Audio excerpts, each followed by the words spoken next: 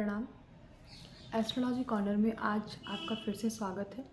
आज हम जो लेके आए हैं वीडियो वो है मंगल का कर्क राशि में गोचर। यह वीडियो बहुत इम्पॉर्टेंट हो सकता है अगर आप किसी प्रॉपर्टी से रिलेटेड कोई कार्य करने वाले हैं या आपके किसी भी कार्य में कोई परेशानी आ रही है तो वीडियो को अंत तक सुनिएगा और इस गोचर के होने वाले प्रभाव और आखिरी में उपायों से जुड़े रहिए। तो आज हम बात करेंगे मंगल का कर्क राशि में गोचर, जो कि ऑलरेडी 20 तारीख की शाम को कर्क राशि में हो चुका है। कर्क राशि का मंगल नीच का होता है और मकर राशि में मंगल उच्च का होता है। अब मंगल जो कि भूमि, भवन, आपके उत्साह, वीर्य और आपकी एनर्जी का स्रोत होता है और कहीं ना कहीं ब्लड का भी जो कारक होता है वो मंगल होता है। तो बेसिकली अगर मंगल नीच का हो रहा है तो यहाँ आपको थोड़ा सा सावधान होने वाली बात है, स्पेशली जब यह 1 महीने तक, यानी क्योंकि अब सूर्य से यह समसप्तक यानी इस पर इसकी दृष्टि होने से यह एक अग्नि योग भी बना रहा है।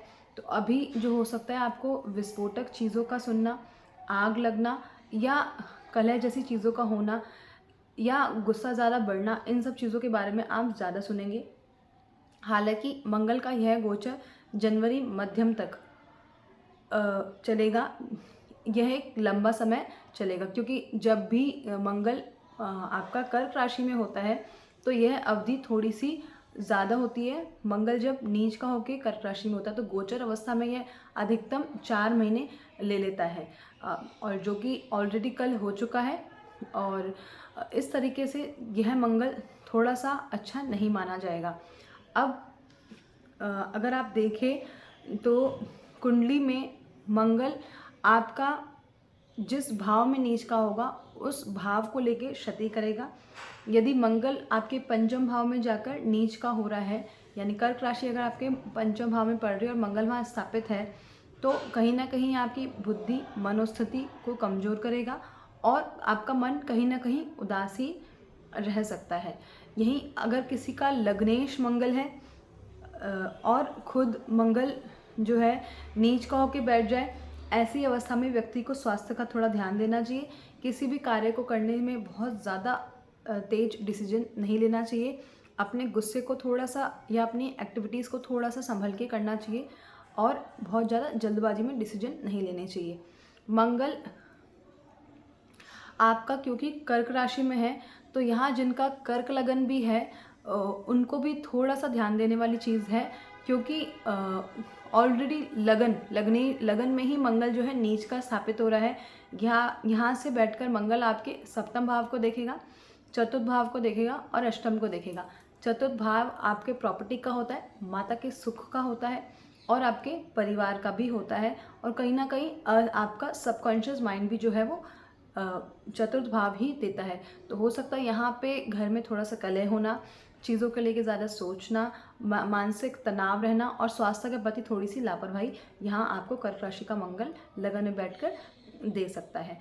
और क्योंकि यहाँ से बैठकर जो आपका मंगल है वो सप्तम भाव को भी देखेगा, तो यहाँ आपके हो सकते हैं निजी संबंध, यानी आपके पार्टनर से, आपके लाइफ पार्टनर या आपके बिजनेस पार्टनर, क्योंकि सप्तम भाव आपका व्यवसाय का भी और वहाँ की वो बिज़नेस पार्टनरशिप को भी दिखाता है।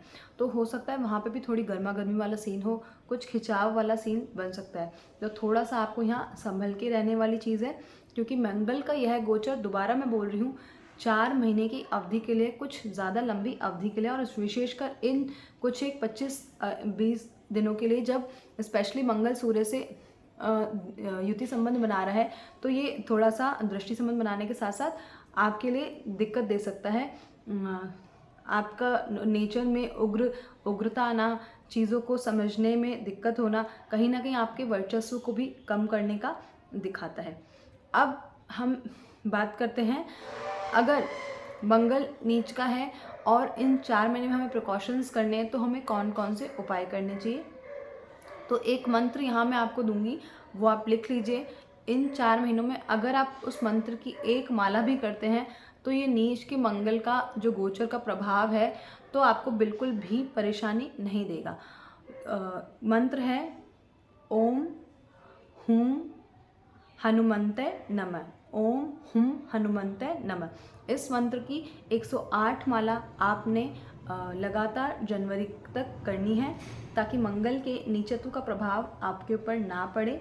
एक और बहुत सरल उपाय आप कर सकते हैं, और वो बहुत ही कॉमन भी है, जो घर बैठे आप कर सकते हैं। वो यह है कि आपने हनुमान अष्टक का पाठ संध्या के समय पंचज्योत का दिया जगाकर करना है, तो भी मंगल के जो नीचत्व का गोचर का प्रभाव है वो आपको कहीं भी परेशान नहीं करेगा। इसके अलावा एक आखिरी उपाय जो यहाँ मैं बताना चाहूँगी वो यह होगा कि आप जो है मंगलवार वाले दिन या वीक में मंगलवार और शनिवार वाले दिन जो है आप चींटियों को दे सकते हैं देसी खांड या गुड़ से बनी हुई कोई भी मिठाई या कुछ भी मीठा दे सकते हैं। तो यह आपके लिए बहुत अच्छा उपाय करेगा, और यह गोचर इस तरीके से निकल जाएगा जैसे आपको कुछ भी क्षतिग्रस्त नहीं करेगा। अब हम बात करते हैं, क्योंकि मैंने वीडियो के स्टार्टिंग में ही एक चीज़ बोली थी, मंगल प्रॉपर्टी का भी कार्य है। तो वो लोग जो प्रॉपर्टी से संबंधित परचेजिंग या सेल या इन्वेस्टमेंट से रिलेटेड कुछ भी अगर बड़ा इन्वेस्टमेंट करने की सोच रहे हैं, फॉर अ टाइम बीइंग अभी आप रुकिए, क्योंकि यह गोचर जो है थोड़ा अभी सही नहीं है। तो इंतज़ार कीजिए मंगल का एटलीस्ट इस राशि से निकल जाने के लिए, और जनवरी के बाद जो है आप किसी भी प्रॉपर्टी या किसी भी चीज़ में निवेश करने का सोच रहे हैं तो आप फिर निवेश कीजिएगा। अब हम बात करते हैं किस किस को इसका फ़र्क पड़ेगा, क्योंकि देखिए गोचर तो पूरे सबके लिए कॉमन होता है। तो यहाँ मैं एक बात बताऊँगी, जिन लोगों का कर्क लगन है, जिन लोगों का आपका मंगल की राशि है, यानी मेष या वृश्चिक लगन वालों के लिए, और या फिर वो लोग बेसिकली जो हैं प्रॉपर्टी से रिलेटेड कोई भी काम करने वाले हैं या बेचने वाले हैं, या जिन लोगों का मंगल से रिलेटेड कोई भी कार्य है, तो उन लोगों को इस चीज़ का ज़्यादा प्रभाव पड़ेगा। इसके अलावा मंगल की जिनकी महादशा, अंतर्दशा और प्रत्यंतर दशा चल रही है, और गोचर में भी वो कहीं ना कहीं किसी तरह से आपके आ रहा है, तो संबंध बनाने के साथ साथ ये आपको दिक्कत दे सकता है। क्योंकि देखिए गोचर सबके लिए कॉमन होता है, ये ग्रहों की स्थिति है।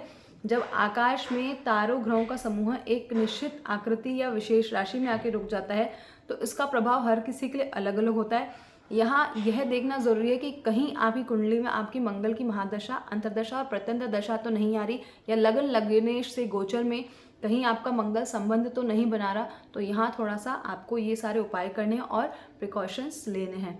उम्मीद है आपकी गोचर की यह वीडियो आपको बहुत अच्छी लगी होगी। मंगल के बताए हुए सारे उपाय में से यदि आप कोई भी 1 या 2 उपाय करते हैं, तो मंगल के नीचत्व गोचर का प्रभाव आपको किसी भी तरीके की कोई क्षति नहीं देगा। प्रणाम। ओम नमः शिवाय।